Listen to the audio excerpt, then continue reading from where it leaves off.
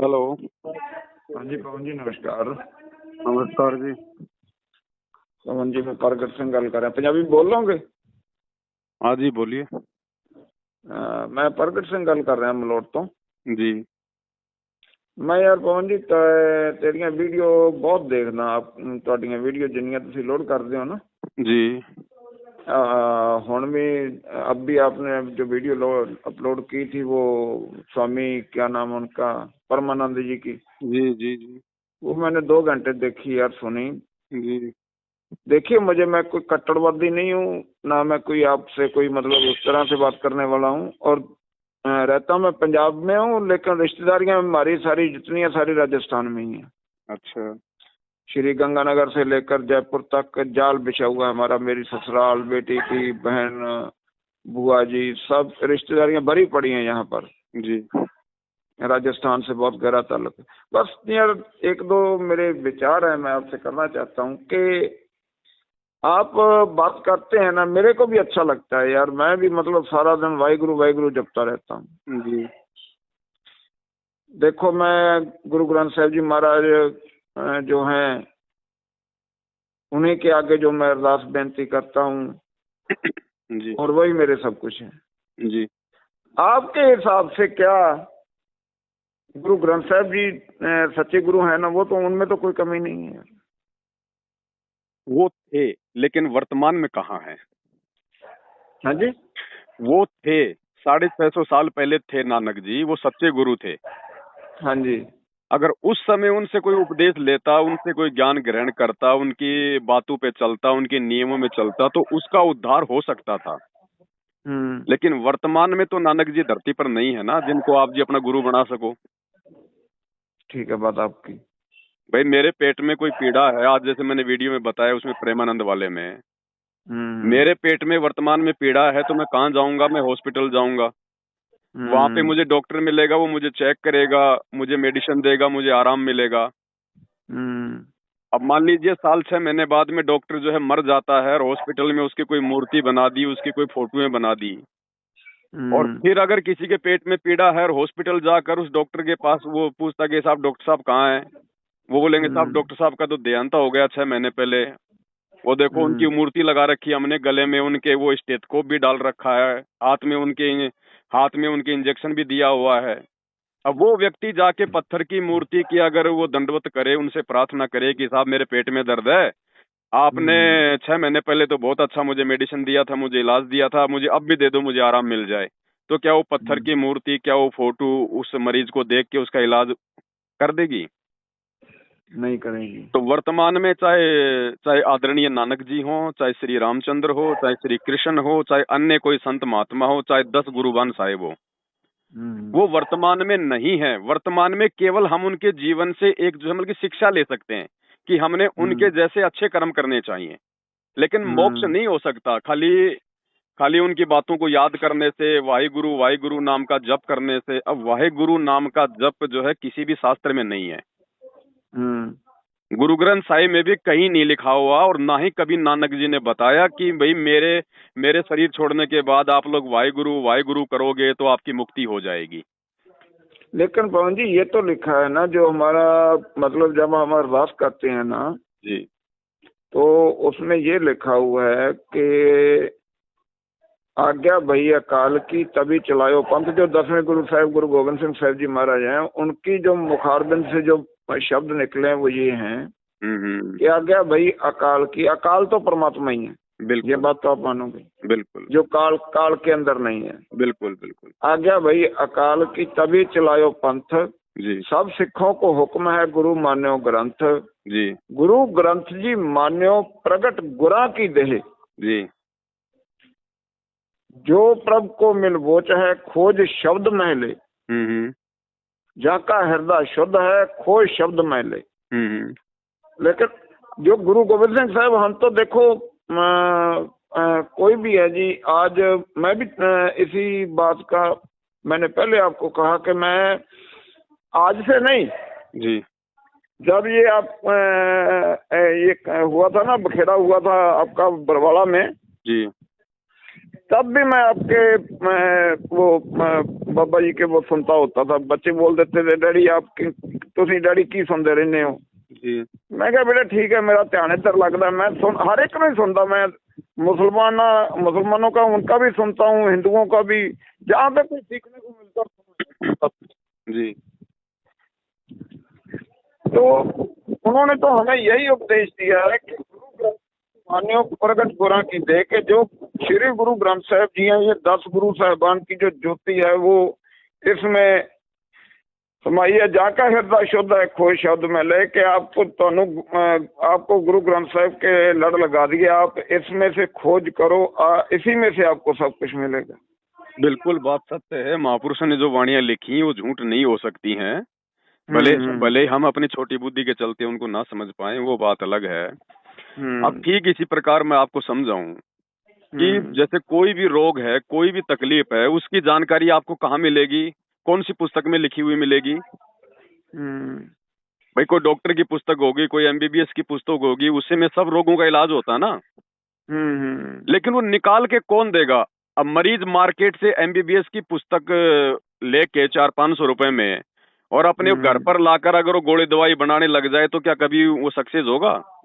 वो खुद ही अपना मार्केट से मतलब जैसे सर्जिकल इंस्ट्रूमेंट लाकर और खुद ही वो घर पर लाकर अपना ऑपरेशन करने लग जाए तो क्या उसका ऑपरेशन सफल होगा?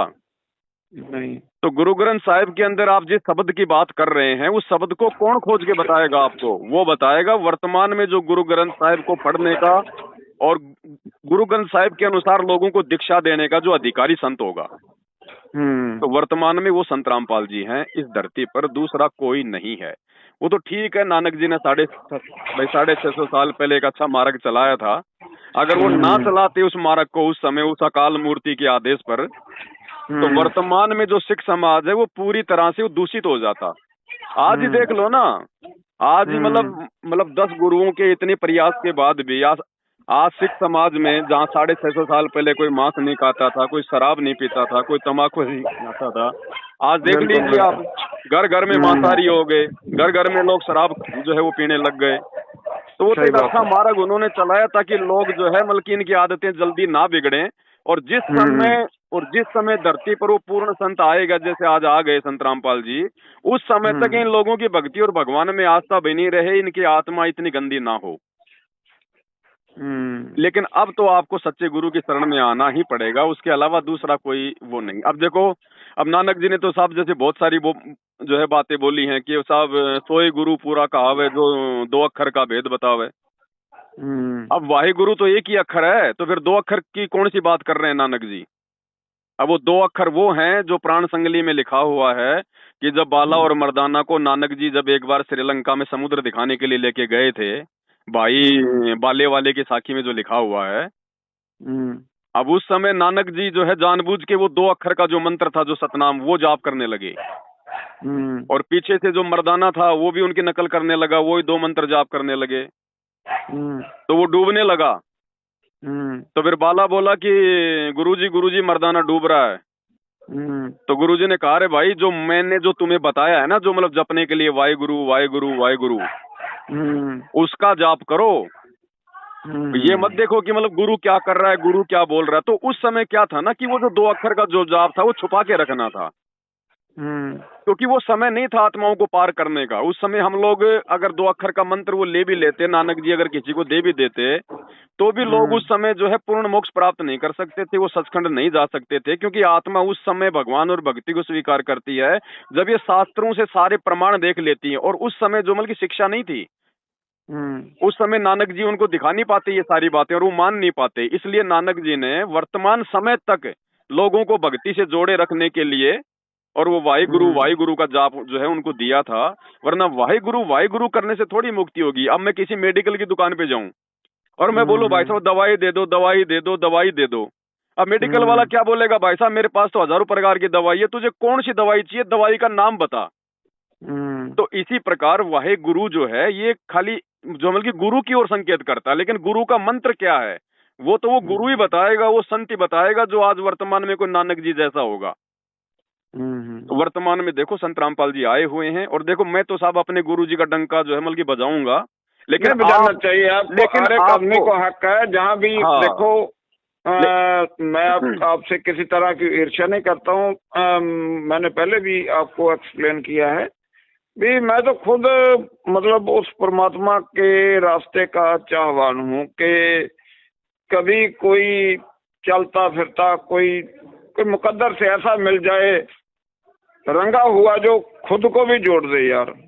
देखो आज वो रंगा हुआ धरती पर आ चुका है। अब आपको समझने के लिए आपने उनके सत्संग तो सुनने पड़ेंगे, दूसरा कोई माध्यम नहीं है। मैं आपको मुझे यही तो मुझे बता रहा हूँ। मुझे सुनने में भी आपत्ति नहीं है अपने पवन जी, मुझे सुनने में आपत्ति नहीं है, लेकिन यहाँ पर जो हमारा धर्म का जो फलसफा है वो ये है कि हमारे देखो सिख धर्म में बाल, मैं ये नहीं कहता कि जिसने बाल कटवा दिए वो परमात्मा को नहीं मिल सकता, नहीं ये बात गलत है। कोई कहता बाल बढ़ा, कोई कहता बाल कटा, जोगी कहता तू नीला, मुल्ला कहता, वो गल नहीं, ये अलग अलग फंडा है। परमात्मा किसी का बंधा हुआ नहीं है, ये बाहरी बातें हैं, किसी का खरीदा हुआ वो नहीं है। लेकिन नहीं। हमारे गुरु साहब का जो आदेश है कि आपने केस नहीं कटवाने हैं, मैंने भी रखे हुए हैं, मतलब भी मैंने वो आपकी बातें सही हैं, लेकिन ये केस ना कटवाने का आदेश ये किसका था? नानक जी ने तो बाल आपके बढ़वाई नहीं कभी। नानक जी ने तो कभी कहा नहीं कि भाई आप सिख हो तो आपने ये मतलब दाढ़ी बढ़ानी पड़ेगी, आपने बाल बढ़ाने पड़ेंगे। ये तो गुरु कौन से आपके गुरु साहिबान थे, गोविंद सिंह जी थे या कौन थे जो मतलब मुगलों के खिलाफ? गुरु गोविंद सिंह जी ने अमृतपान जब अमृत की दात बख्शी थी तो उन्होंने क्यों कहा था, उन्होंने क्यों ये केस बढ़वाए थे? क्योंकि उस समय मुगलों के साथ में लड़ाई करनी पड़ती थी। सिर पे बाल रहेंगे, अगर पगड़ी रहेगी तो अगर वो कोई वार करेंगे तो हमारे सिर का बचाव हो जाएगा। नहीं, मैं बातें समझता हूँ आपकी। थोड़े दिन पहले एक मैंने वो वीडियो देखी तो नहीं, मेरा दोस्त है वो बता रहा था कि कोई यहाँ पंजाब का आदमी है वो मर के जिंदा हुआ है, पता नहीं तो कितने उसने अमृतपान भी किया हुआ था, और वो बता रहा था कि भाई मेरे को पीटते हुए लेकर गए और पीटते हुए वापस छोड़ के गए हैं, लेकिन वहां से उसने बोल दिया धर्मराज ने कि इसका टाइम अभी पड़ा, इसको छोड़ के आओ वापस।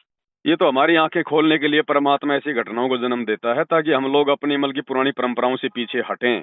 जैसे बहुत सारे लोग कहते हैं ना कि भाई ये पुनर्जन्म नहीं होता, कोई नरक स्वर्ग नहीं है, कोई धर्मराज नहीं है, कोई यम के दूत नहीं है। सब कुछ है भाईजान, तो सब कुछ है, ऐसी बात नहीं है। परमात्मा समय समय पर उन घटनाओं को जन्म देके हमारे विश्वास को दृढ़ भी करता है, लेकिन ना मानने वाले तो ना मानेंगे, उनका तो देखो जी कौन क्या कर ले। नहीं किसी के मतलब किसी की कट्टरता का तो कुछ कहा नहीं जा सकता, किसी के मन का कुछ नहीं है, जबरदस्ती अपनी कोई ज्ञान बोलबानी है। समझाया नहीं जा सकता। जबरदस्ती किसी के दिमाग में ये कोई सॉफ्टवेयर तो है नहीं कि आप कंप्यूटर में लगा के यूएसबी डाल दोगे। ये तो अपने जिसके पिछले भक्ति संस्कार मजबूत होंगे, जो अच्छी आत्मा होगी, जो परमात्मा की जो तड़प में होगी, उसको ये ज्ञान समझ में आएगा, उसको ये भगवान समझ में आएगा। बाकी देखो साहब ऐसा नहीं है, अगर भगवान धरती पर इंसानों को समझाने के लिए आएगा तो इंसान जैसा ही बन के आएगा। हम नानक जी को अपना मतलब सच्चा गुरु मानते हैं, और वो थे भी भाई, इसमें कोई संशय नहीं है। अब नानक जी हम इंसानों को समझाने के लिए, अब बताओ उन्होंने कैसा रूप बनाया? आप और हमारी तरह तो बन के आए वो। हम श्री रामचंद्र जी को भगवान मानते हैं, विष्णु का अवतार मानते हैं, तो रामचंद्र जी कोई सींग थोड़ी लगा के आए थे, कोई पूंछ थोड़ी लगा के आए थे। अब भगवान आएगा तो इंसानों के लिए आएगा, जानवरों के नहीं आता, क्योंकि जानवर तो भोग योनि है। एक कर्म योनि तो केवल मानव योनि है। तो मानव योनि को समझाने के लिए भगवान भी मानव जैसा ही बन के आएगा। अब उस मानव योनि में आए हुए उस परमात्मा को अगर समझना है तो उनके प्रवचन सुनने पड़ेंगे, उनके विचार सुनने पड़ेंगे, और जो वो बता रहा है, जो वो कह रहा है, जो प्रमाण दे रहा है, वो अपने धर्मशास्त्रों में देख लो। अगर सब कुछ मिल रहा है तो फिर कोई संशय नहीं होना चाहिए, क्योंकि भक्ति का विधान तो हमारे ये धर्मशास्त्र है ना भाई। इतने मोटे मोटे ग्रंथ ये क्यों लिखे महापुरुषों ने? 18 पुराण, 4 वेद, गुरु ग्रंथ साहिब, बाइबल, कुरान शरीफ, तौरेत, जबूर, इंजिल, ये क्यों लिखी हैं? ये कोई मनोरंजन के लिए तो लिखे नहीं गए शास्त्र। नहीं, ये तो गुरु ग्रंथ साहिब जी महाराज में भी लिखा हुआ है कि तो वेद कुरान कहो मत झूठे। वेद कुरान कहो मत झूठे, कि ये जो वेद है, जो कुरान, इनको झूठा मत कहो। झूठा जो ना विचारे, जो इनके विचार नहीं करता, झूठा वो है। अब इनको पढ़ाने वाला, इन धर्मशास्त्रों की वास्तविक जानकारी निकाल कर देने वाला धरती पर आ चुका है। अब आप उनके प्रवचन सुनिए, आप उनसे प्रार्थना कीजिए। देखो हम इंसान हैं, हम कोई भगवान नहीं है, ना हम कोई अवतार हैं, ठीक है। हमने किसी भी चीज को समझने के लिए, जैसे आपको किसी नलके से पानी पीना तो आपको झुकना पड़ेगा। तो इसी प्रकार किसी भी साधु संत महात्मा के यदि आप ये प्रवचन सुनते हो तो आपने अपने मन ही मन में उनसे प्रार्थना करनी पड़ेगी कि हे सच्चे बादशाह, हे सच्चे परमात्मा, आप जिसको भी मानते हो वर्तमान में, उससे अरदास करो कि मेरे को ये बातें मतलब समझ में आए। मेरा ये मनुष्य जन्म जो है ये पल पल ये गुजरता जा रहा है, ये मुझे वापस नहीं मिलने वाला, केवल मुझे भक्ति के लिए मिलता है। ये आप उनसे प्रार्थना करो एक बार, समझ में क्यों नहीं आएगी? हमें परमात्मा ने मनुष्य जन्म दिया, विशेष हमारे को बुद्धि दी, और भगवान आज हमारे को समझाने के लिए तो आया है गुरु रूप में धरती पर, तो समझ में आएंगी यदि हम समझने का थोड़ा सा भी प्रयास करेंगे तो। देखिए, मैंने आपको बोला ना कि मैं बीच में छोड़ दिया था जी। जब ये बरवाड़ा कांड हुआ है, तब मैं लगभग हर रोज ही, उस वक्त में मेरे पास फोन नहीं था, मैं टीवी पे सुना करता था जी। संत रामपाल जी को मैं सुना करता था, और लगभग हर रोज ही साधना चैनल पे सुना करता था जी। उसके बाद ये बरवाड़ा कांड हो गया, ये छूट गया। अब ये जो आपके जो एपिसोड आते हैं लगभग मैं सभी देखता हूँ यार जी। मैं रात को, या तो मैं सत्संग मस्कीन जी का फैन हूँ जी।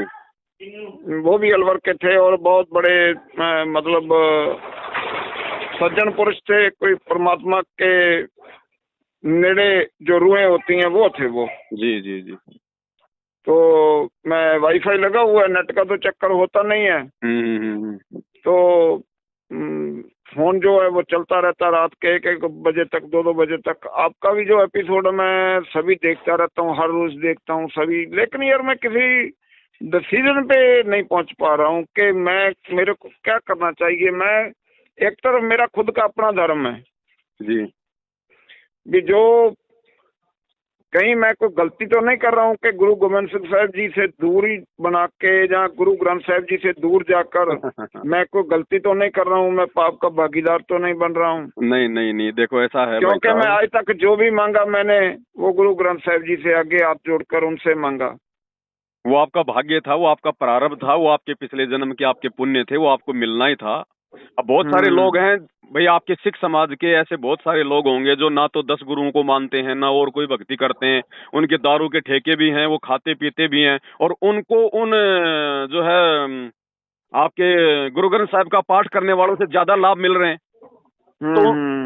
तो फिर उनको कौन दे रहा है? उनको कौन सा गुरु दे रहा है? वो तो मानते भी नहीं गुरु को, वो तो कभी गुरुद्वारे भी नहीं जाते। मैं इस बात से सहमत हूँ कि कई आदमी ऐसे देखे हैं जो हर वक्त पाठ कर रहे हैं, हर वक्त गुरु का नाम जप रहे हैं, लेकिन कोई ना कोई ट्रेजेडी हो रही है, कोई ना कोई ऐसी घटना हो जाती है। लेकिन कई ऐसे आदमी देखने को मिलते हैं जो मतलब मांसाहार करते हैं, कोई शराब के ठेके हैं या कुछ भी है यार, लेकिन उनका जो, ये मैं इस बात से सहमत हूँ कि आदमी का ये जो अब जो खाता चल रहा है ये पिछले जन्म का चल रहा है। जी जी जी। और वर्तमान पिछले जन्म में जो आपने पुण्य किए, जो आपने जब तक किया, ये जो कुछ भी किया आपने, उसके हिसाब से ये जो पन्ना खुला हुआ है वो चल रहा है। तो बस यही सबसे बड़ा रीजन है, जो लोग वर्तमान में भक्ति नहीं करते हैं फिर भी उनकी मौज हो रही है, तो उनको तो अपने पिछले जन्म के पुण्य मिल रहे हैं। और वर्तमान में जो लोग भक्ति कर रहे हैं, एक संत रामपाल जी की भक्ति को छोड़कर बाकी अगर किसी भी धर्म में कोई भी अगर भक्ति कर रहा है और यदि फिर भी उसको लाभ नहीं मिल रहा है, तो रीजन यही है कि वो जो भक्ति कर रहे हैं वर्तमान में वो भक्ति उनको किसी प्रकार का लाभ नहीं दे सकती। क्योंकि वर्तमान में तो वर्तमान वाला ही लाभ देगा। ठीक है, अब जैसे रात का समय होता है, अब रात के समय में तो चांद भी चमकता है, ये जो है ये तारे भी चमकते हैं और बड़े अच्छे भी लगते हैं, हमारा वो काम भी निकाल देते हैं हल्की फुल्की रोशनी करके। लेकिन जो हमने जो दिन में जो काम करना होता है, वो दिन वाला काम जो है वो सितारे नहीं कर सकते, चांद की रोशनी नहीं कर सकती, उसके लिए तो सूरज की आवश्यकता पड़ेगी। सही बात। तो अब हमारे को पूर्ण मोक्ष चाहिए, ये समय आ गया कलयुग की पिछली पीढ़ी का, परमात्मा प्राप्ति का, सचखंड जाने का। तो अब वो परमात्मा भी आ गया भाई धरती पर, वो आ चुका है भाई। अब हमारे को जो पहले के जो गुरुजन थे, जो पहले जो महापुरुष जो अपना शरीर जो त्याग गए, राम कृष्ण जो भी थे, अब उनसे उनकी पूजा करने से, उनके आगे तालियां पीटने से, घंटियां पीटने से, उनके मंदिर बनाने से हमारा ये जन्म मरण का रोग समाप्त नहीं होने वाला। अब तो जो वर्तमान में जो है भाई, अब तो हमने उसके पीछे लगना पड़ेगा।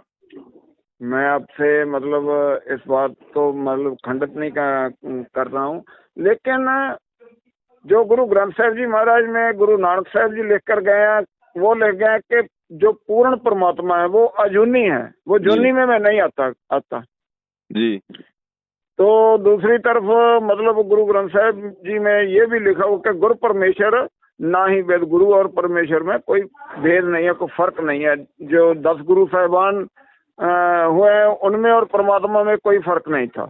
वो ठीक है, आपकी बातें सही हैं, वो वो मतलब फर्क ना होने का मतलब क्या होता है कि भाई जैसे गुरु आगे से आगे जिसको अधिकार दे देता है ना, तो उसमें पहले वाले में कोई अंतर नहीं होता, फिर हमने उनकी बातें मान के चलनी पड़ती हैं। लेकिन उस समय जब वो धरती पर होते हैं। और दूसरा आप मेरे को ये बताओ, आप जी जूनी किसको मानते हो? जूनी तो ये जो किसी भी जूनी में आ जाना, जूनी जून तो कोई भी है, 84 लाख जूनी है। ठीक है, मतलब जो व्यक्ति जूनी में आएगा आप उसको परमात्मा नहीं मानते, आप उसको भगवान नहीं मानते। मैं यही तो मैं आपसे एक्सप्लेन कर रहा हूँ तो कि जैसे आप जब भी मतलब आप संत रामपाल जी की जब आप आरती करते हैं, आप उसके पहले आप अरदास भी करते हैं जी पूर्ण परमात्मा। जी जी जी। लेकिन जो हमारे गुरु साहब हैं वो ये कह रहे हैं कि जो पूर्ण परमात्मा है, जो निराकार है, वो कभी भी जन्म नहीं लेता, ना वो ठीक जन्म है, लेता ना उसकी मृत्यु होती है। ठीक है। आप जी मानते हैं कि नानक जी का पूर्ण मोक्ष हो गया? बिल्कुल मानता हूँ। तो नानक जी को फिर कौन सा परमात्मा मिला था, और वो कब मिला था, और वो किस रूप में मिला था?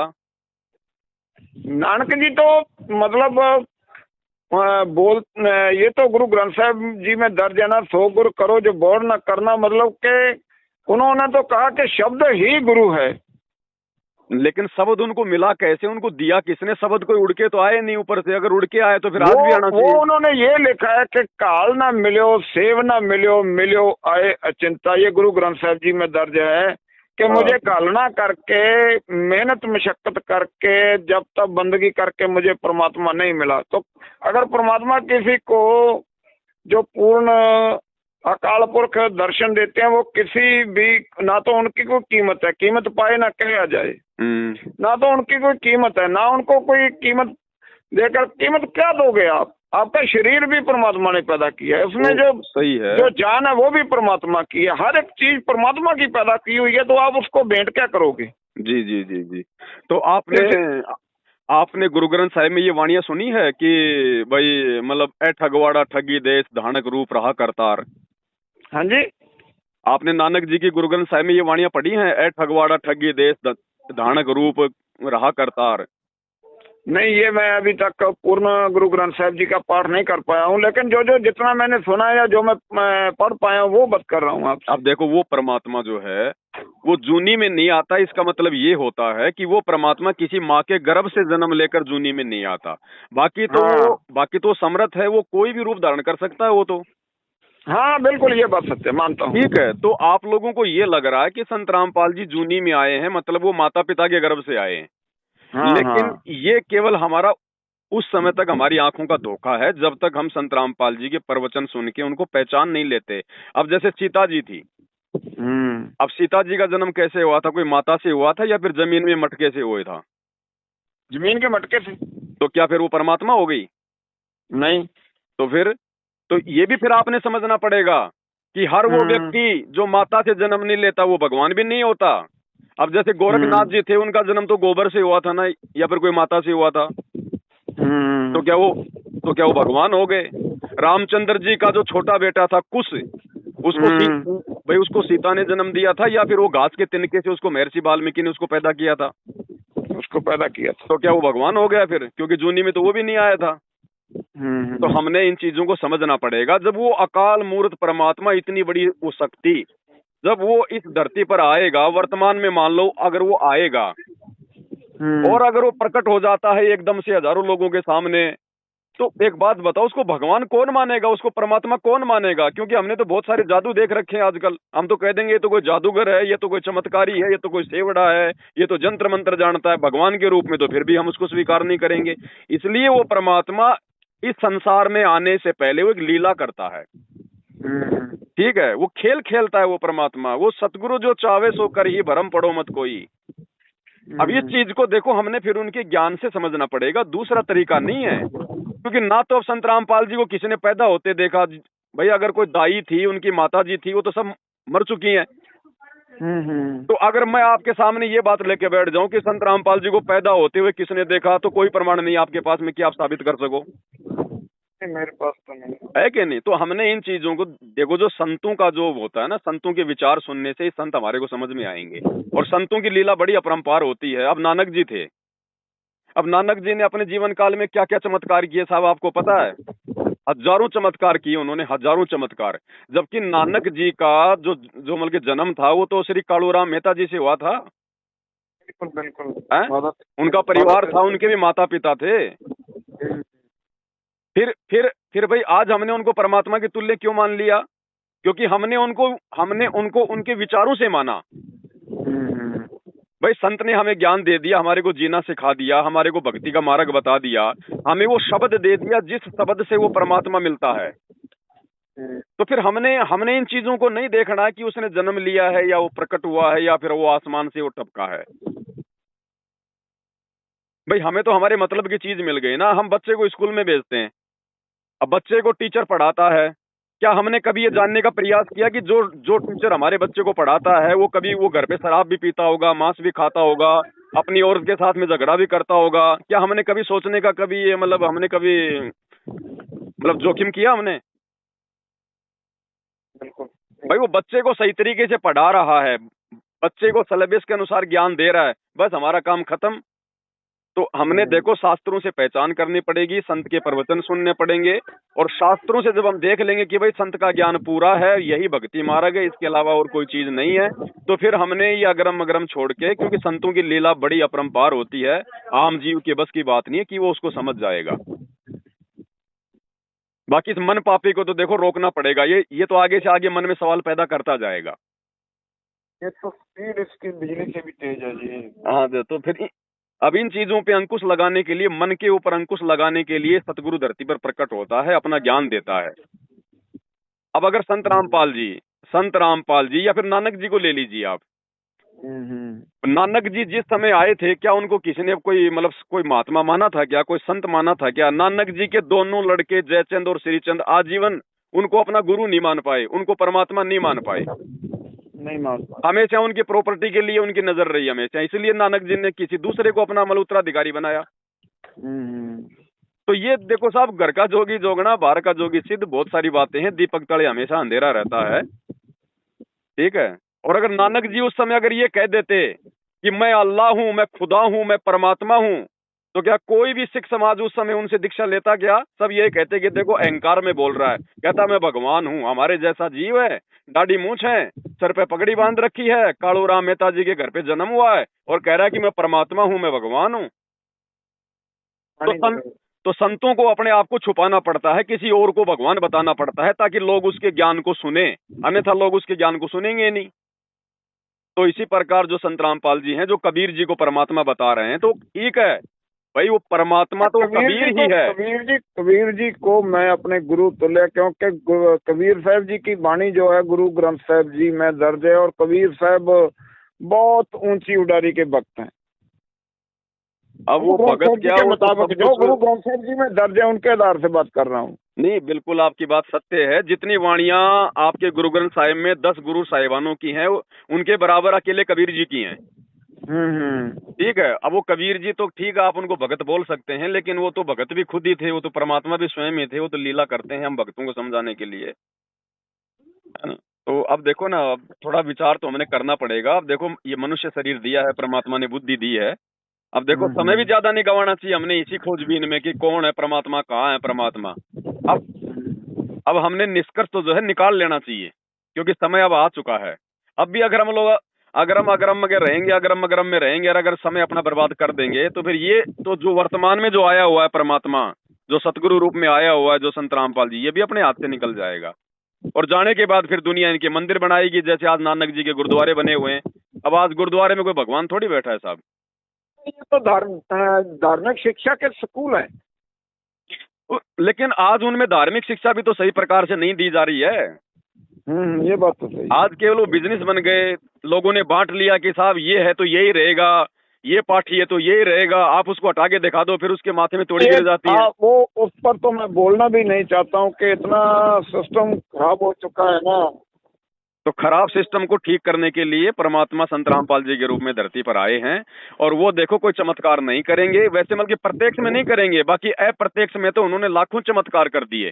जब आप उनके भक्तों के इंटरव्यू सुनेंगे तो आपको पता चलेगा, अप्रत्यक्ष में तो लाखों चमत्कार कर दिए, मुर्दे तक को जिंदा कर दिए। आप उनके इंटरव्यू देखिए भक्तों के, जो लोग मैं एक एम्स बात में बोलूं अपोलो में आपको, जा जाके ठीक नहीं हो रहे थे, उनकी कैंसर एड्स वगैरह ठीक नहीं हो रही थी, आज परमात्मा की तरफ से वो निरोगी होकर अपनी भक्ति कर रहे हैं। एक बात बोलूं आपको, जी। गंगा यमुन मलाई, मैं जिस जगह पर खड़ा हुआ हूँ, वो जो मेरा औड़ा द्वारा है, जो मेरा दायरा है, जो मेरी रिश्तेदारियां हैं, जो मैं ये नहीं कि मैं किसी से बंधा हुआ हूँ या मैं किसी से कुछ लेना है मैंने, वो नहीं है। जी। तो ये एक्सप्लेन करना चाहता हूँ कि अगर मान लो कि मैं आपके मुताबिक चलता हूँ तो मैं ऐसे माया मिली ना राम वो स्थिति ना बन जाए मेरी। देखो, आपने थोड़ी देर पहले कहा था कि अगर मैं आपके गुरुजी से दीक्षा ले लूं तो मेरे गुरु गोविंद साहब मतलब नाराज तो नहीं हो जाएंगे। देखो, बात ऐसी है, बच्चा 5वीं कक्षा में पढ़ता है, जब 5वीं क्लास की उसकी पढ़ाई पूरी हो जाती है तो वो 6वीं में जाएगा कि नहीं जाएगा? तो क्या 5वीं क्लास का टीचर उससे नाराज होता है क्या? तो जहां तक का ज्ञान आपको गुरु गोविंद साहिब से मिला, आपको 10 गुरुबान साहिबों से मिला, वहां तक ठीक है। लेकिन आगे की शिक्षा, आगे की आध्यात्मिक पढ़ाई के लिए आपको आपको मतलब सच्चा गुरु तो आपको बनाना पड़ेगा ना भाई। जब तक गुरु मिले न सांचा, तब तक गुरु करो 10 पांचा। दत्तात्रेय ने जिन तो 52 गुरु बनाए थे, बाद में जाके उनको परमात्मा मिला, उनको सच्चे गुरु के रूप में। अब मान लीजिए आपके पेट में कोई तकलीफ है और आप किसी डॉक्टर के पास जाते हैं, और अगर उस डॉक्टर से आपकी तकलीफ ठीक नहीं होती है तो क्या आप डॉक्टर चेंज नहीं करोगे क्या?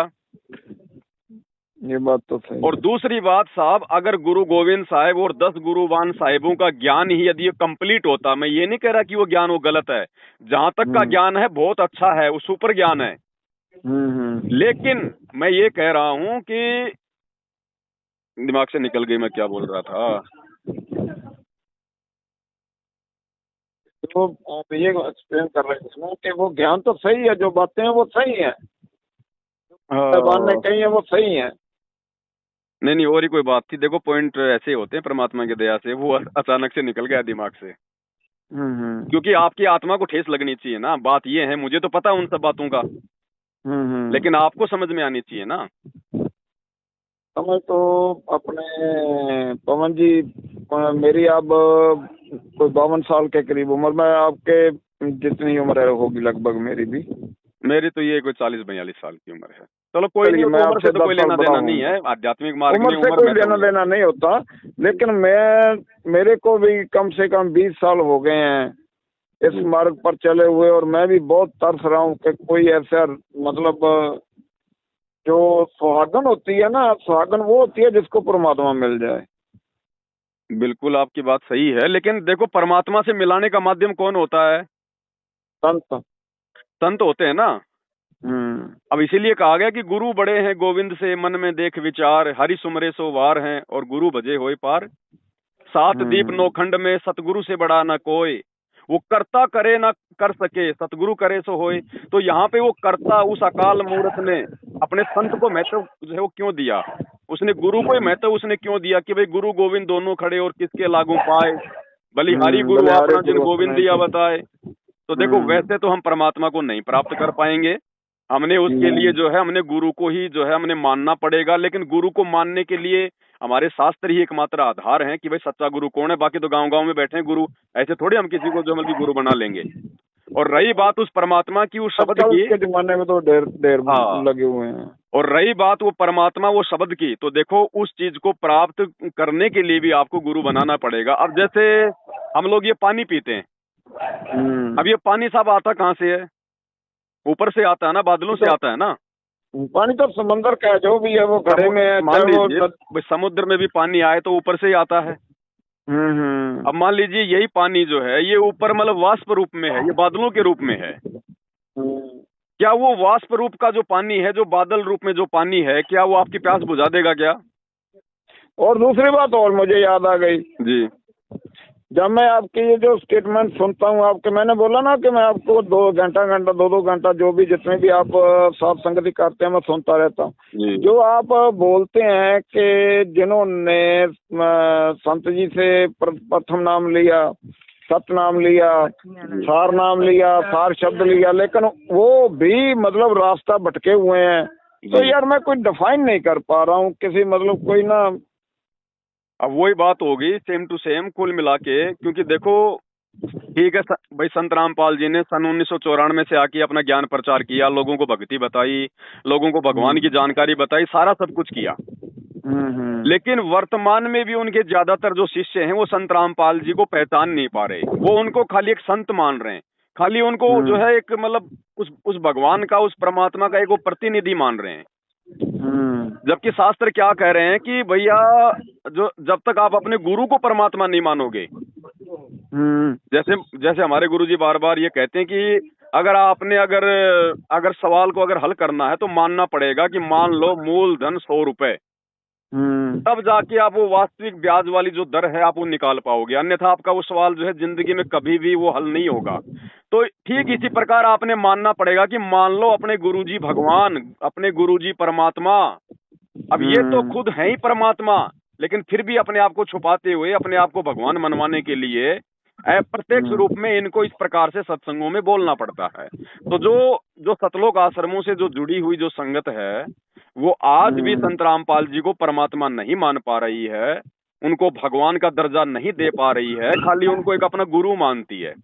और जैसे आपका ये गुरु ग्रंथ साहिब है, वैसे आदरणीय गरीबदास जी का एक मतलब सदग्रंथ साहिब है जो कि 5वां वेद है, उसमें उन्होंने साफ साफ कहा है कि गुरु मानुष कर जानते वो नर कहिए अंध, ओवे दुखी संसार में आगे काल के फंद।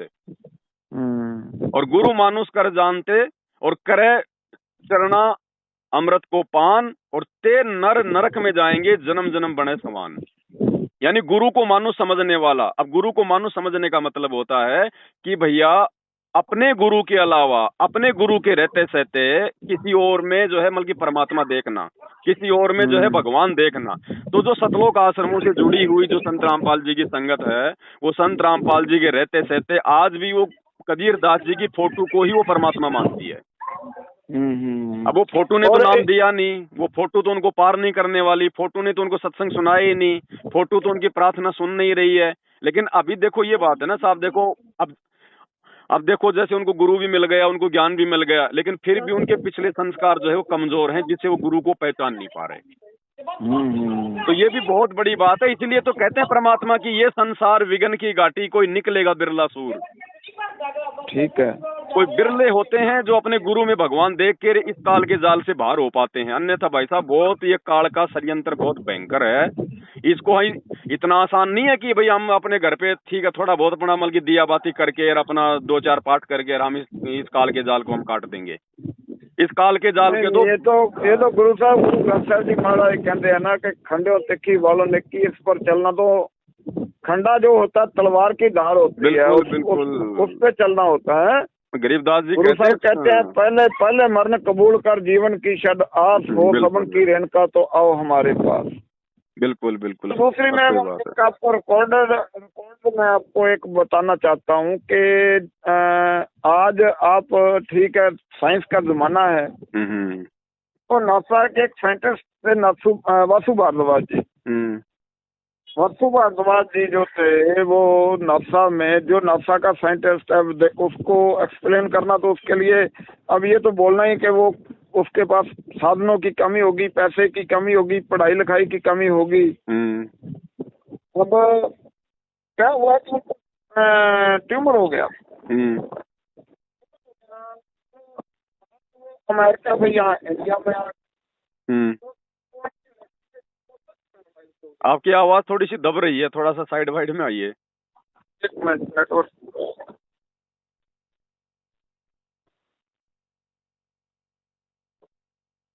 पैरालाइज हो गया लेफ्ट साइड पे भारद्वाज। तो जो डॉक्टर्स थे उन्होंने अमेरिका के, जो इंडिया के जो सुपीरियर डॉक्टर थे जी, उन्होंने बोल दिया आपके पास कितना टाइम रह गया, ये जो आपका कान है ये कभी काम नहीं करेगा। जब आदमी हर तरफ से निराश हो जाता है ना, तो कहीं से कहीं न कहीं से परमात्मा एक आस की किरण जगाता है। जी जी जी जी। उनकी जो घरवाली थी वो सिंधी थी, और जो सिंधी या हमारा उनका गुरु ग्रंथ जी पे विश्वास है। जी जी। उनकी घरवाली ने बोला कि सभी जगह धक्के खा लिया, वैसा करते हैं कि अमृतसर साहब में श्री दरबार साहब चलते हैं। जी। ये मैं आपको सच्ची घटना बता रहा हूँ, अपने तरफ से कुछ नहीं बोल रहा। ना ना, ऐसे तो बहुत सारी घटनाएं हैं, हम तो मानते हैं इन चीजों को।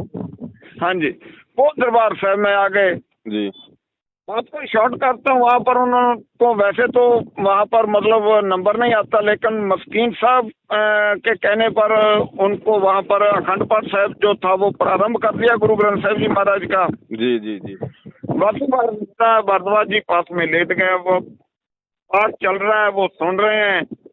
बिल्कुल बिल्कुल हकीकत साथ है। में थी उनकी इसमें बेटी साथ में थी, कैमरे भी उनके पास थे। इसमें तो कोई गलत नहीं है, इसमें कोई दो हाँ राय जी। नहीं है। अब जैसे नानक जी ने ये पाठ शुरू करवाए, ये गुरु ग्रंथ साहिब के, ये क्यों शुरू हुए थे? ये इसलिए शुरू हुए थे कि खाली पाठ पाठ करने से जीव का मोक्ष नहीं हो पाएगा, लेकिन उसको थोड़े बहुत सांसारिक लाभ उसको मिलते रहेंगे ताकि भक्ति से उसकी आस्था बनी रहे। अब जैसे कोई भयंकर एक्सीडेंट वाला व्यक्ति है और वो हॉस्पिटल में पहुंच गया, अब डॉक्टर हॉस्पिटल में है नहीं, तो वहां पे उसको कौन मिलेगा? वो कंपाउंडर मिलेगा। अब कंपाउंडर उसका इलाज नहीं कर सकता, ऑपरेशन नहीं कर सकता, क्योंकि वो डॉक्टर नहीं है। तो कंपाउंडर डॉक्टर के आने तक उस मरीज को बचाने के लिए क्या करेगा? उसको जो मतलब कि ग्लूकोज चढ़ाएगा ताकि ये जीवित, हाँ, ताकि ये जीवित रहे। तो ठीक इसी प्रकार संत रामपाल जी के धरती पर आने से पहले तक ये जो गुरु ग्रंथ साहिब के जो ये पाठ हो रहे हैं, ये केवल हम आत्माओं को भक्ति पर लगाए रखने के लिए, ताकि थोड़ा बहुत लाभ हमें होता रहे। तो ऐसा कुछ नहीं है, महापुरुषों की वाणियों से लाभ भी होते हैं, जैसे उस वैज्ञानिक को हुआ, उसमें कोई दो राय नहीं है। अब ऐसे तो कोई मंदिर में जाता है साहब, वहां भी लोगों को लाभ हो ही रहे हैं, वरना फिर मंदिर ही बंद हो जाते। अब वो पत्थर की मूर्ति थोड़े लाभ दे रही है, वो मंदिर में थोड़े जाने से लाभ हो रहा है। उसकी आस्था है, उसकी श्रद्धा है कि नहीं? बाकी देखो, अगर पूर्ण मोक्ष चाहिए, अगर पूर्ण लाभ चाहिए, उसके लिए तो संत रामपाल जी की शरण में वर्तमान में आना ही पड़ेगा, क्योंकि धरती पर इनके अलावा वर्तमान में किसी भी ग्रंथ का कोई पाठ करने का अधिकारी नहीं है। और देखो, अगर वैसे अगर लोग अगर ज्ञान से मान जाएंगे तो बहुत अच्छी बात है, वरना समय कितना विनाशक आ रहा आपको पता है साहब। ये कोरोना आया था, अब कोरोना के समय में बताओ कौन सा मतलब कोई नानक जी बचाने आए थे, या कोई ब्रह्मा विष्णु महेश बचाने आए थे, या और कोई ईसा मसीह बचाने आया था, या कोई अल्लाह बचाने आया था क्या? क्यों नहीं आ रहे भाई? वो भाई कोरोना से तो सिख भी मरे हैं, मुसलमान भी मरे हैं, हिंदू भी मरे हैं। क्यों नहीं आए वो भगवान उतर के? अगर वास्तव में अगर उनमें कोई पावर है, कोई शक्ति है उनमें उनमें अपनी लेवल की पावर भी है, उनमें शक्ति भी है।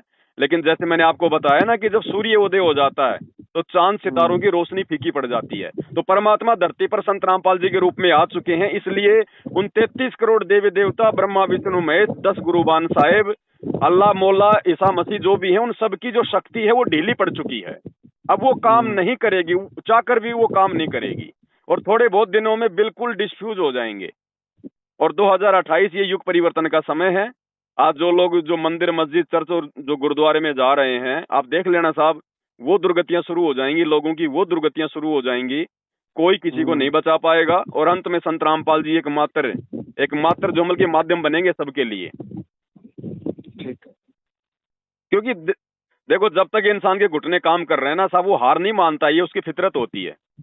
तो जब तक तो भाई जब तक आदमी को 2 टाइम का जो खाना ठीक ठाक मिल रहा है, पहनने को कपड़े मिल रहे हैं, अच्छी खासी नौकरी है, बढ़िया उसके पास गाड़ी है, बढ़िया उसके पास में बंगला है, अब उसको भक्ति भगवान अच्छा नहीं लगता है। बाकी फॉर्मेलिटी के लिए तो वो कन्याकुमारी चला जाएगा, वो तिरुपति चला जाएगा, लेकिन वास्तव में उसके अंदर जगह नहीं है परमात्मा की, क्योंकि अभी उसको वो दुख नहीं हो रहा, उसकी आत्मा में वो तड़प नहीं है।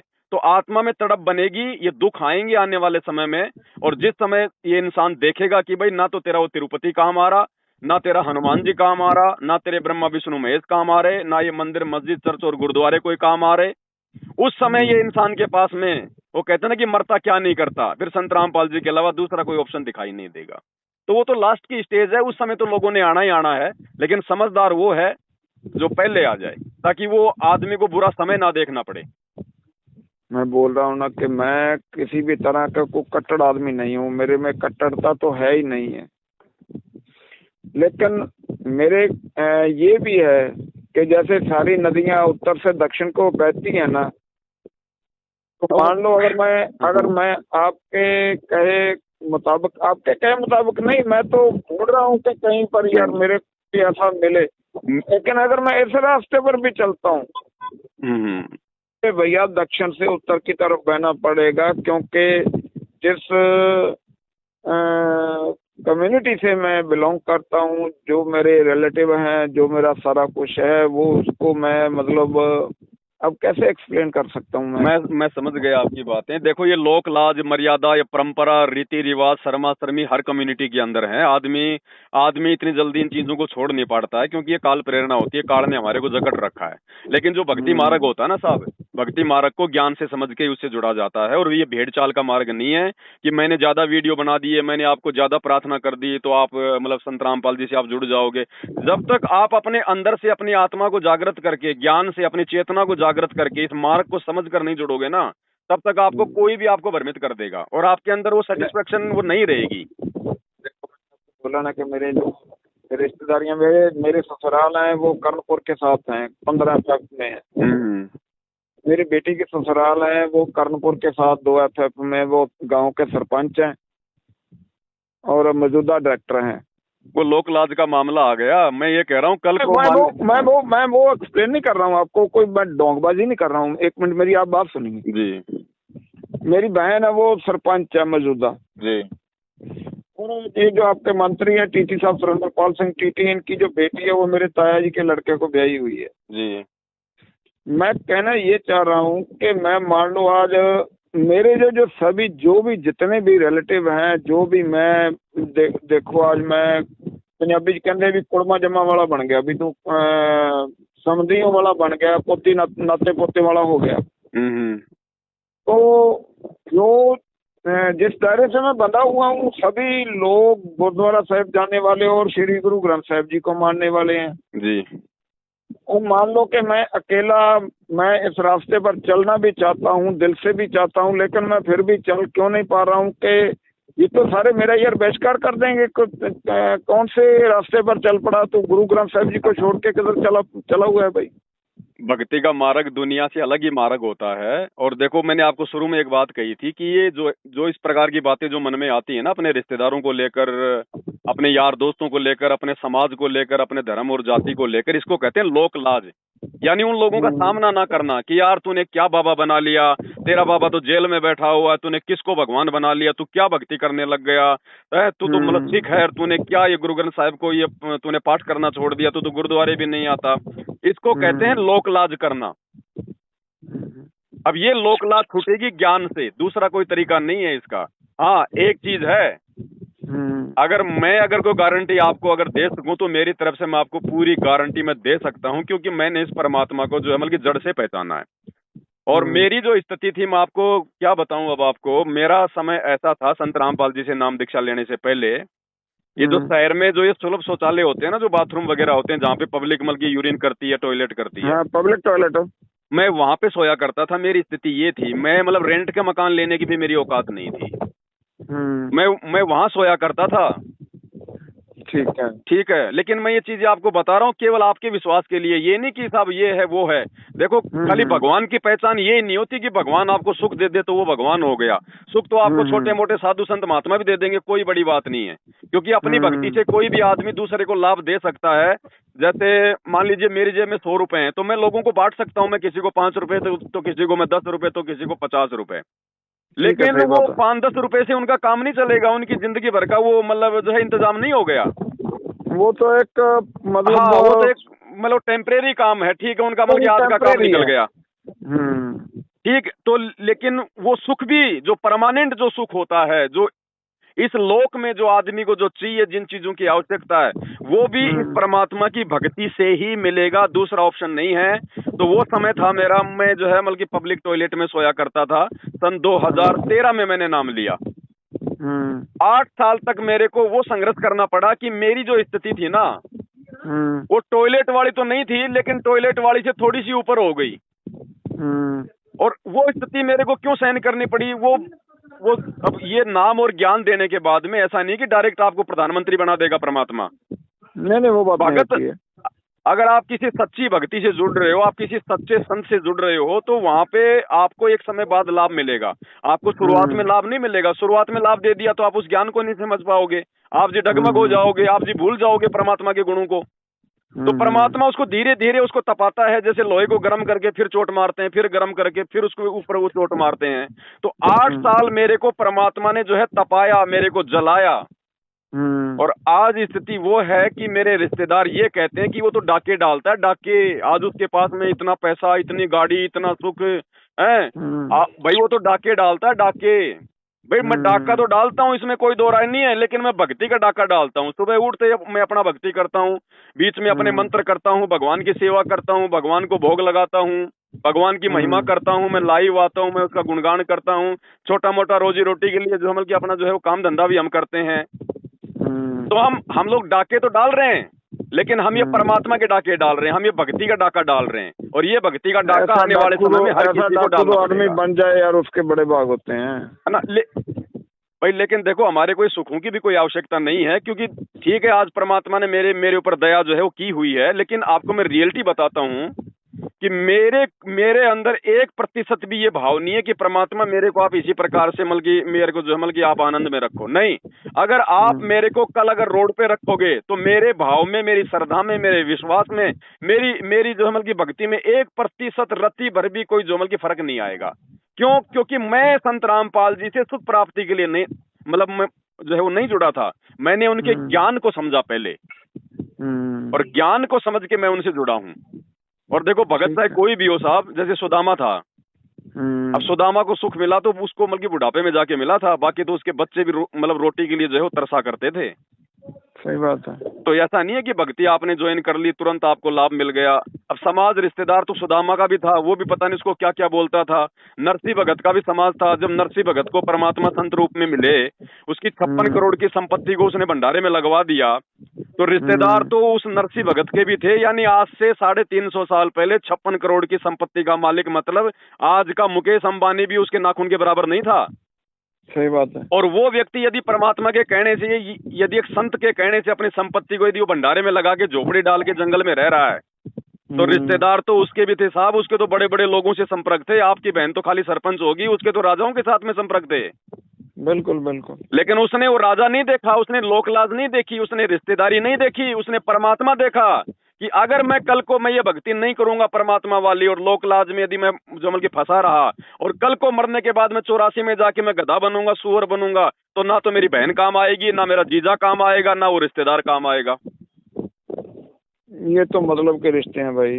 तो फिर जब मतलब के रिश्ते हैं, तो फिर वो जो वास्तविक जो रिश्ता जो है ना, जो परमात्मा का, जो सदा हमारे साथ में रहेगा, यहाँ भी साथ में रहेंगे, जिएंगे जब तक, यहाँ भी हमारी पल पल वो रक्षा करेगा। अब मान लीजिए साहब, आप मेरे से बात कर रहे हैं और अचानक से आपका मोबाइल गर्म होके फट गया और आपकी खोपड़ी फट गई, तो आपकी बहन ने आपको बचाया क्या? आपके जीजा ने आपको बचाया क्या? अगर उस परम शक्ति की यदि आप शरण में होते तो वो परम शक्ति आपको बचाती। बिल्कुल बिल्कुल। हम अपने बच्चों को नहला दहला के टिफिन बना के स्कूल में भेज देते हैं, उसको बस में बैठा देते हैं, रास्ते में बस का जो है दुर्घटना हो गया, अब वहाँ पे उसका माँ बचाएगी, उसका बाप बचाएगा क्या? उनको तो पता भी नहीं कि बस जो है एक्सीडेंट हो गई। वहाँ पे बचाने वाला कौन है? वो वाहि गुरु, वो अकाल मूर्त है। लेकिन वो बचाएगा कब? जब हम इस संसार को छोड़कर, संसार को छोड़ने का मतलब ऐसा नहीं है कि भाई बहनों से, जीजा सालियों से अपना जो है रिश्ता तोड़ लो, नहीं, उनकी परंपराओं से रिश्ता तोड़ लो जो भक्ति विरुद्ध हैं, उनकी उन बातों से रिश्ता तोड़ लो जो बातें हमारे किसी मतलब की नहीं है, और उनको भी समझाने का प्रयास करो कि भाई भगवान धरती पे आया हुआ है, ज्ञान को समझो और ये भक्ति आप लो, वरना 4 दिन का जीवन है यहाँ पे। तब आप एक बात बताओ, आज हम लोग नानक जी का नाम जानते हैं, सब कोई जानता है, बिल्कुल, लेकिन नानक जी के टाइम पे कितने बड़े बड़े सेठ होंगे, कितने बड़े बड़े राजा होंगे भाई, उनका कितनों का नाम जानते हैं? क्या करने, जहाँ पर गुरु साहब का अवतार हुआ था जी, उसको राय भोए की तलवंडी कहा जाता, राय बिलार था वहाँ का, 1200 मुरब्बा जमीन थी उसकी। बिल्कुल ठीक है, लेकिन उनको कितने लोग जानते हैं उस राय साहब को? हाँ, और नानक जी को पूरी दुनिया समुदाय जानता, वो भी गुरु नानक साहब के कारण उसको सिख समुदाय जानता है कि ये गुरु साहब का जो परम शिष्य था।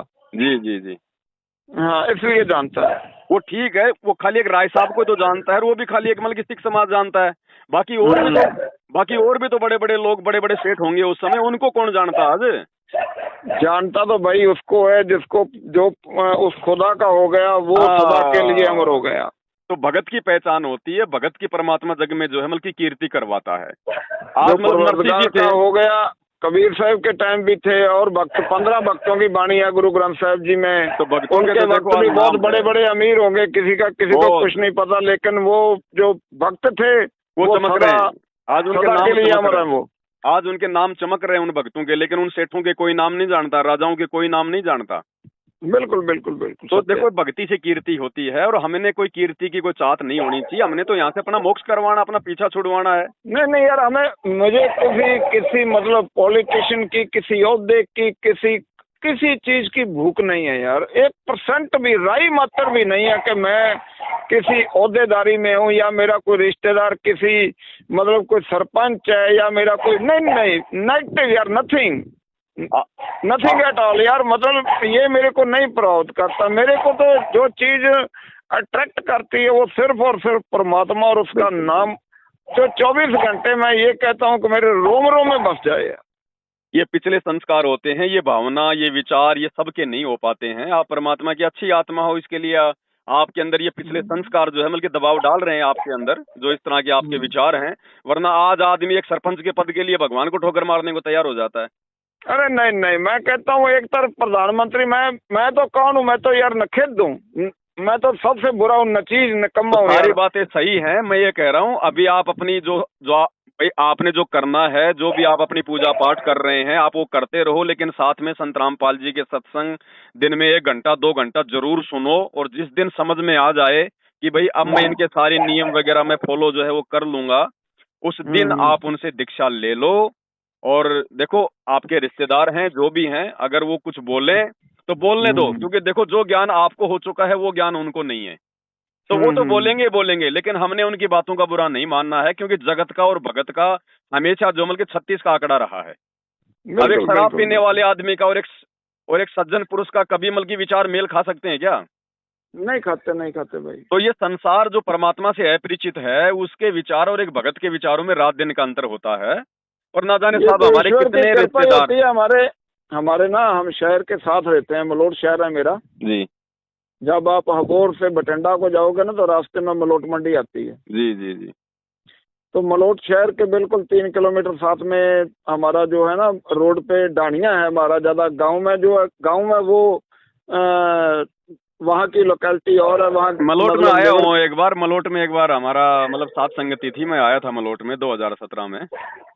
कोई बात नहीं, आप जब भी आओ यार, मोस्ट वेलकम पवन जी, जब भी आप आओ यार। ये मेरा नंबर है, प्रगट सिंह मेरा नाम है, आप जब भी आओ मोस्ट वेलकम यार मेरे भाई। मैं सेव कर लूंगा, परमात्मा कभी कोई सेवा देंगे उस तरफ तो मैं जरूर आपसे संपर्क करूंगा। हाँ हाँ, कोई मोस्ट वेलकम यार, दोनों आपको। कोई बात नहीं यार। बाकी देखो आप और हमारी बातों का निष्कर्ष उसी समय निकलेगा जब आप संत रामपाल जी के सत्संग सुनना थोड़ा गहनता से शुरू करो, थोड़ा ध्यान दो कि ये वास्तव में कह क्या रहे हैं। देखो सुने तो आपने पहले भी हैं, लेकिन अब थोड़ा गहनता से सुनो आप। और गहनता से कैसे, जैसे मान लीजिए अभी यूक्रेन और रसिया की लड़ाई चल रही थी, तो हम लोग तो खाली टीवी में देख रहे थे, 2 मिनट देख लिया, हाँ भाई लड़ाई हो गई, हाँ भाई इतने मर गए, ये हो गया, हमें तो कोई ज्यादा मतलब फर्क नहीं पड़ रहा था। लेकिन जिस व्यक्ति का बेटा रसिया में डॉक्टरी की पढ़ाई अगर वो कोई कर रहा हो, और जब वो व्यक्ति न्यूज चैनल देखेगा तो उसके अंदर वो भय पैदा होगा, डर पैदा होगा कि यार मेरा बेटा रसिया में रहता है, तो कौन से एरिया में जो है यूक्रेन में मतलब बम गिरे हैं, कहाँ से क्या हुआ है। तो ऐसे आप जिन्हें वो गहराई से डीपली जाकर उस न्यूज को सुनेगा, वो उसको मतलब उसका जो चेतन है, उसका जो नॉलेज वो अलग प्रकार की होगी। लेकिन जो एक सरासरी निगाह मार ली के लड़ाई लगी है, वो अलग है। मैं बात समझता हूँ आपकी। तो आप थोड़ा सा गहनता से परमात्मा से, वाहिगुरु जी से मतलब जो है प्रार्थना करके, उनसे रिक्वेस्ट करके कि परमात्मा सद्बुद्धि दो, मैं तो 2 कोटि दा जीव हूँ, मैनू की पता हो ये की भगवान है और की भक्ति होती है। तो वो आपको सद्बुद्धि देंगे परमात्मा, ऐसी बात नहीं है भगत जी। समय आ गया, परमात्मा धरती पर है इस समय, तो मालिक ने पूरी दुनिया को जगाना है। आने वाले समय में तो पूरी दुनिया जागेगी, लेकिन उनके विशेष प्यारे वो होंगे जो उनके समय रहते जो है जाग जाएंगे। और देखो ये ना देखो कि संत रामपाल जी जेल में क्यों गए, जेल में क्यों हैं, संतों के बहुत सारे रीजन होते हैं। वो नहीं, मेरे को ऐसी बातें, वो नेगेटिव थिंकिंग नहीं मेरे में आती है। क्योंकि दुनिया का कोई भी ऐसा संत नहीं है जो जेल नहीं गया हो। श्री नानक जी थे, वो बाबर की जेल में गए थे कि नहीं गए थे? बिल्कुल बिल्कुल। रीजन चाहे कोई भी रहो। कबीर साहब के ऊपर कौन सा दुराचार का उनके ऊपर लगा, चोरी का उनके ऊपर लगा जेल में, सिकंदर लोधी ने जेल में उनको डाल दिया था। डाला, उनको खूनी हाथी से मरवाना चाहा, उनको लाल किले में उनको जंजीरों में बांध कर लेके आए। तुलसी जी को बाबर की जेल में डाला गया। महात्मा गांधी आज जिसकी नोटों पे फोटो है, उसको जो है बल्कि सन 1919 में उसके ऊपर देशद्रोह का मुकदमा लगाकर 6 साल अंग्रेजों ने जेल में डाला। नेल्सन मंडेला जो दक्षिण अफ्रीका का जो है बल्कि प्रेसिडेंट था, 28 साल तक उसके ऊपर देशद्रोह का मुकदमा चला, वो जेल में रहा। जो हमारे भगत सिंह जी थे वो जेल में रहे। ये तो चोली दामन का था यार। और दूसरा जो 33 करोड़ देवी देवता हैं वो रावण की जेल में पड़े हुए थे, फिर क्यों दुनिया आज उनको पूज रही है?